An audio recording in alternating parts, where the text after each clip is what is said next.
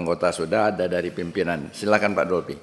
Terima kasih Ketua, yang terhormat Ketua dan Bapak Ibu anggota Komisi 11, yang terhormat Bu Menteri beserta jajarannya. Bu Menteri, sesuai dengan Undang-Undang Keuangan Negara, Pasal 1 Nomor 7, APBN merupakan rencana keuangan tahunan pemerintahan negara yang disetujui DPR.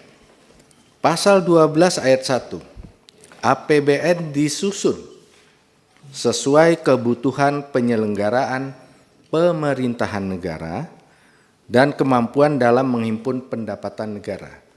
Yang saya mau soroti adalah kebutuhan pemerintahan negara. Pemerintahan negara di dalam konsep tata negara kita itu ada eksekutif, legislatif, yudikatif.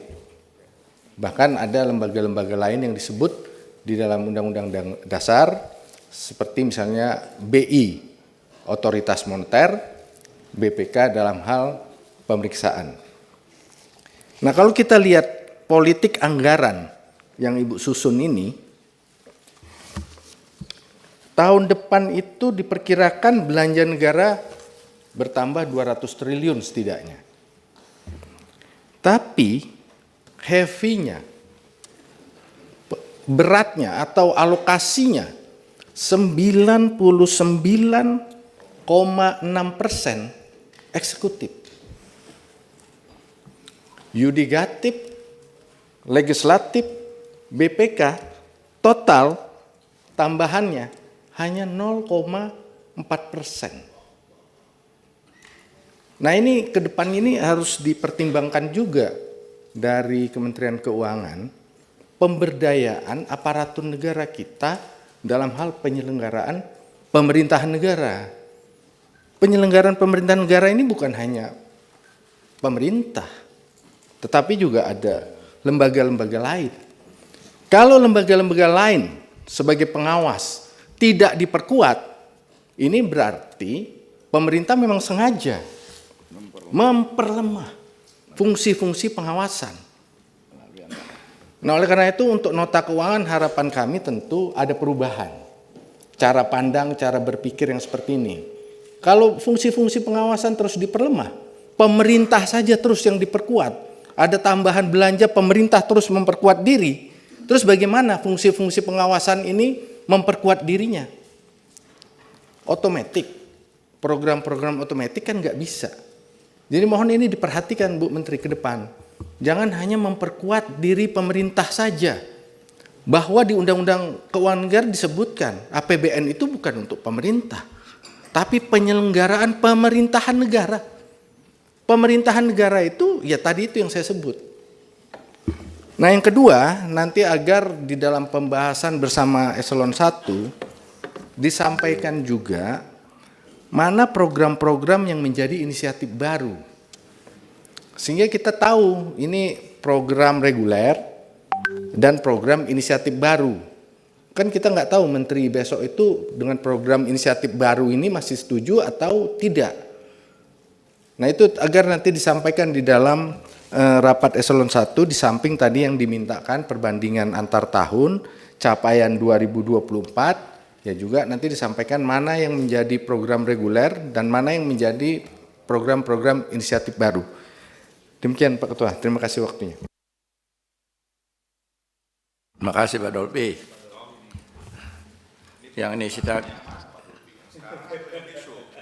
Yang inisiatif baru tidak perlu karena yang melaksanakan ini juga maunya kita. Maunya kita. Setuju, Gus? Wah.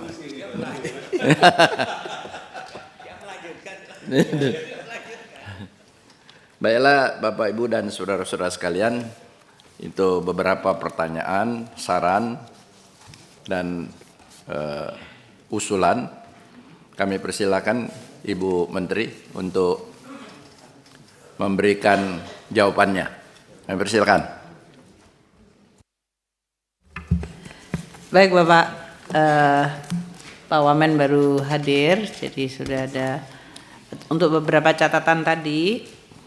Pertama, untuk tabel perbandingan nanti kami sampaikan Pak Andreas dan tadi juga Gus Irawan menanyakan untuk perbandingannya. Untuk masing-masing pertama unit eselon 1 dan tadi program, karena programnya seperti pendapatan negara, belanja negara, kemudian PP perbendaraan kekayaan negara dan resiko, serta Dukman untuk bisa diberikan, termasuk tadi yang disampaikan oleh Pak Dolfi mengenai program reguler dan program inisiatif. Kami akan menyampaikan juga tadi yang disampaikan oleh Pak Andreas, cara membaca mengenai yang disebut program atributif versus program dari intinya, karena kami menyadari ini presentasi seperti ini bisa misleading sih Pak. Itu kan sebetulnya dari awal kami sebetulnya sudah 2 tahun anggaran atau 3 tahun anggaran kita menggunakan metode ini, itu kami mengantisipasi akan bisa disalah mengertikan seolah-olah Kemenku itu beban di Dukman, sehingga memang kita menyebutkannya adalah Dukman atributif. Jadi seolah-olah Dukman tapi atributif. Pak Fauzi, saya ikut selfie dong Pak.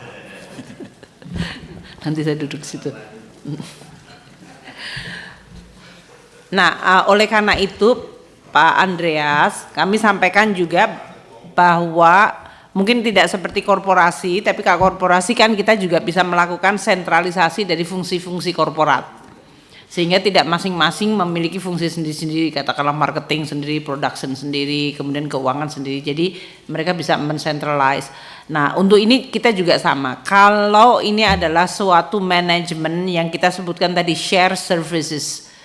Jadi dulu mungkin Pak Andreas ingat tahun lalu saya sampaikan bayar gaji dulu itu masing-masing unit eselon 1 memanage sendiri-sendiri, sehingga kita punya jumlah orang kalau tidak sampai, kalau salah sampai sebanyak satker itu berarti sampai 1000, ada 1067 satker yang ngurusin gaji itu masing-masing. Nah, dengan adanya sekarang share services decentralized dan by system, kita itu bisa motong kalau nggak salah tinggal 200 ya Pak ya, kalau nggak salah 200 berapa 30, mungkin bisa dilihat Pak Sekjen, nanti Pak Sekjen kayaknya Pak Sekjen ini lagi kebanyakan bahan jadi bingung yang mana yang mau disampaikan. Nanti kalau pas Dukman 53 triliun mungkin ya besok mulai, nanti malam mulai membuat PR-nya. Tapi ini saya ingat banget karena tahun lalu kami menggunakan contoh itu. Jadi share service seperti pembayaran gaji yang tadinya dilakukan oleh masing-masing unit eselon 1 dengan diversifikasi seperti pajak yang paling besar, bea cukai, kemudian perbendaraan yang jumlah stafnya banyak, tapi kemudian yang lain kita sekarang centralize menjadi satu sistem. Ini juga kemudian mengurangi jumlah orang dan juga kemudian menimbulkan efisiensi. Demikian juga waktu procurement, pengadaan laptop dan yang lain-lain itu kita centralize, sehingga ini juga bisa mendapatkan bargain yang jauh lebih bagus. Kemudian untuk berbagai nota dinas kita sekarang sudah tidak melakukan sendiri-sendiri juga Pak Andreas, sehingga itu semuanya adalah tersistem. Kita hampir sudah mesin fotokopi masih ada sih, tidak hilang semuanya, tapi hampir udah nggak ada, dan hampir semua dulu kalau Bapak-bapak sering lihat saya bawa tas isinya dokumen-dokumen, ini sekarang jarang sekali, semuanya sudah elektronik. Dan dengan adanya kita sekarang electronic signature juga sudah di approve BSSN, maka kita sekarang hampir semuanya sudah dalam bentuk elektronik digital. Ini semuanya yang perubahan yang sangat besar yang kemudian menimbulkan makin keinginan untuk membuat sinergi itu dengan dukungan manajemen yang makin services dan yang servisnya makin bisa dipastikan dan tidak tergantung pada unit masing-masing. Itu satu. Sehingga kalau kita lihat alokasi anggarannya itu nampaknya menjadi kecil karena banyak tadi seperti penggajian, kemudian masalah IT system core, itu kan yang sebetulnya adalah infrastruktur besarnya dari Kemenku, adalah di orangnya dan sistem yang menopangnya. Itu menjadi namanya Dukman, namun supaya tidak menimbulkan persepsi bahwa ini seolah-olah di kesekjenan saja yang gede, maka kita kemudian ini Dukmen tapi diatribusikan untuk fungsi-fungsi tersebut, sehingga mungkin bacanya tetap Pak Andreas adalah yang tadi total anggaran yang dibutuhkan. Yang satu adalah yang langsung, yang kedua adalah yang atribusi dari Dukman tapi sebetulnya untuk mereka, untuk masing-masing fungsi tadi, belanja negara, penerimaan negara, pengelolaan perbendaharaan kekayaan negara dan risiko, serta kemudian Dukmannya sendiri. Di Dukmannya sendiri kita punya 3 yang besar, yaitu Sekjen, Irjen, dan BPPK, yang kemudian masing-masing juga memiliki fungsi yang sebetulnya mensupport masing-masing unit tersebut. Itu mungkin yang, tapi nanti saya bisa memahami, dan ini masih menjadi PR kita untuk bisa menunjukkan bagaimana sebetulnya alokasi anggaran dikaitkan dengan tugas, fungsi, dan responsibility yang besar. Untuk Pak Ketua, sebelum pindah masih soal atribusi, ingin klarifikasi lagi Bu Menteri. Jadi dengan konsep atribusi ini, itu semakin besar kontribusi atribusinya itu kinerjanya lebih baik, atau kalau atribusinya kecil kinerjanya baik. Itu untuk ukuran kinerjanya itu bagaimana? Atribusi yang paling besar yang paling baik atau bagaimana? kalau unitnya besar, share service-nya besar, ya atribusinya akan otomatis besar, karena kan sebetulnya di situ juga ada unit cost dari masing-masing orangnya, tapi juga investasi sistem Pak Dolfi. Seperti Cortex ini kan cukup besar, tapi dia multi years ya dalam hal ini. CESA itu relatifnya bisa dikonten di dalam bea cukai, tapi juga kita lihat dia membutuhkan. Biar singkat misalnya begini Bu, anggaran 2025 53 triliun. Saya total atribusinya itu 43 triliun atau 81% itu fungsi atribusi. Nah, kalau 81% ini jadi 90% itu artinya kinerjanya baik atau bagaimana? Maksudnya itu? Mungkin kita belum menghitung korelasi seperti itu, tapi lebih karena sibuk untuk melabelisasi atau mengassign masihnya Pak. Jadi mungkin mohon maaf Pak Dolfi, tapi ini pertanyaan bagus. Kami akan coba untuk lihat, karena bagus untuk selalu melihat apakah ini korelasi dengan KPI, korelasi dengan komplikasi fungsi yang mereka hadapi.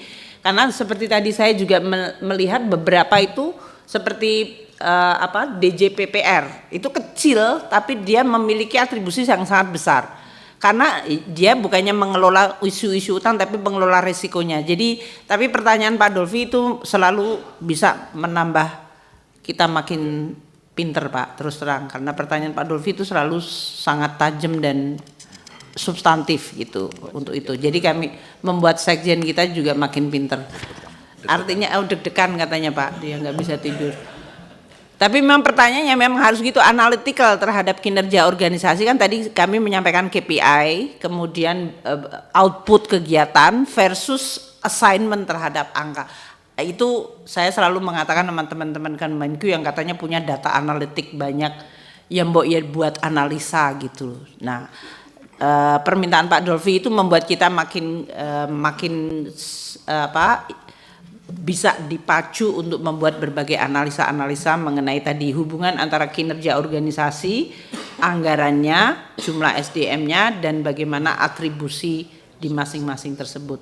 Tapi ini PR, tolong Pak Sekjen ditulis Pak Sekjen, di komputernya jangan di sini nanti hilang. Ya. Pimpinan.